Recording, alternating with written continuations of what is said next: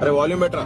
ఏమయ్యా, లోకాలని కన్న తండ్రివే, బంగారు కొండ చేతిలో ఉన్నవాడివే, కుబేరుడు పక్కన చెయ్యి కట్టుకు నిలబడతాడే, నీ విభూతి చేత మహదైశ్వర్యములను సృజించగలిగిన వాడివే, ఏ కర్మకాలి శ్మశానంలో ఉంటావయ్యా, ఎందుకున్నావు అని అడిగింది.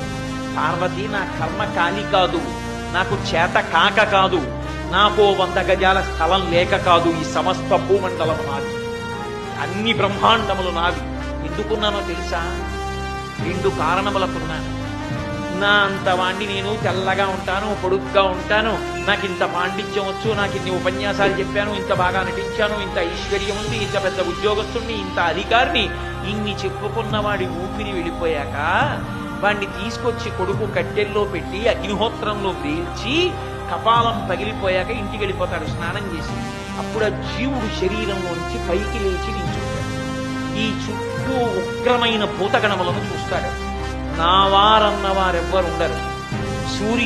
సూర్యాస్తమయానికి ముందే ప్రేత సంస్కారం అవుతుంది కాబట్టి తిరిగి తన ఇంటికి వెళ్ళలేడు. ఆ శరీరంతో ఇక పంపరు బయటికి. కాబట్టి పగలున్నంతసేపు అక్కడే ఉండాలి. అవన్నీ చూసి హడిలిపోతాడు.